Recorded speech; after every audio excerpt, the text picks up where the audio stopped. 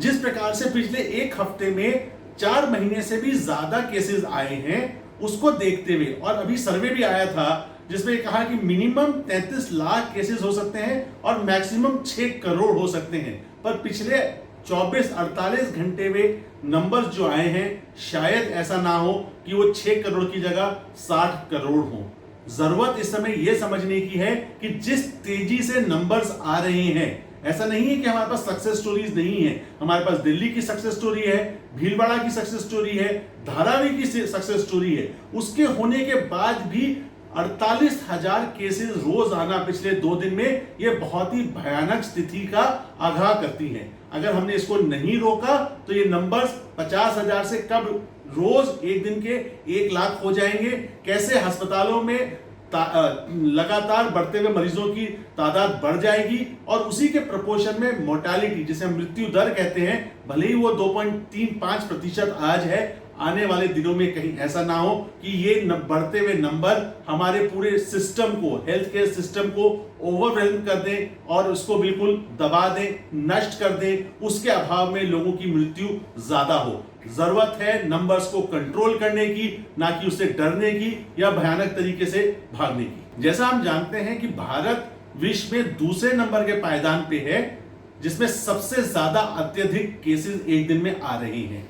वो तीसरे number cases में सबसे ज्यादा केसेस में है और 7वें नंबर के पायदान पे है मोर्टेलिटी को लेके। इस जगहों पे जैसे हमने दिल्ली को 1 महीने में कंट्रोल किया, धारावी को कंट्रोल किया, अब जरूरत है एकाग्रता से कोऑर्डिनेशन करते हुए, एक मत होते हुए, क्लियर कम्युनिकेशन करते हुए एक पॉलिसी अपनाने की। सेंटर को भले ही हेल्थ केयर स्टेट सब्जेक्ट हो, अब जरूरत है कि कोरोना में एक कोऑर्डिनेटेड कमेटी हो, एक क्लियर कम्युनिकेशन हो, क्योंकि हम देख रहे हैं बार बार हर स्टेट अपनी बांसुरी खुद बजा रहा है। अच्छा है, कभी कहता है होम आइसोलेशन, कोई कहता है क्वारंटाइन करिए, कोई कहता है पीसीआर कम होगा, कोई कहता है ज्यादा होगा। इसके माध्यम से ये लड़ाई नहीं लड़ी जा सकती। अब जरूरत है सबसे ज्यादा बड़ी चीज की कि सेंटर को एक समिति गठित करनी चाहिए जिसके पास पूरा कोरोना का कंट्रोल हो।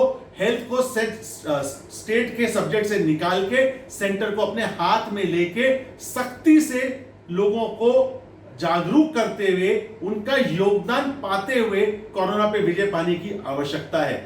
दूसरा निवेदन है जन जागरूकता से। जन जागरूकता की बात बहुत हो गई, अब जरूरत है जन चेतना के साथ जन आंदोलन करते हुए जन लोगों को साथ में लेकर चलने की। इसमें जनता की भागीदारी जो है उसका बहुत बड़ा योगदान है। हम अभी भी देख रहे हैं कि 60 से 70% लोग मास्क या तो पहनते नहीं है या पहनते हैं तो ठीक से नहीं पहनते। जरूरत है इस समय हर आदमी को सुरक्षित होकर चलने की और नेशन के लिए कंट्रीब्यूट, उसका सबसे बड़ा कंट्रीब्यूशन यह है कि वो प्रॉपर्ली सोशल डिस्टेंस मेंटेन करे, मास्क पहने और हैंड सैनिटाइज कर दे जब तक कोरोना की वैक्सीन आती है और कारगर साबित होती है। तो यही 2-3 तरीके हैं जिससे हम कोरोना की जंग जीत सकते हैं। और ऐसा नहीं है कि हमने नहीं जीती है, विश्व के बहुत सारे देशों ने इन्हीं 3 के माध्यम से बड़ी जंग जीती है, कोरोना को हराया है। जिस प्रकार से पिछले 48 घंटे में 45,000 प्लस केसेस आ रहे हैं,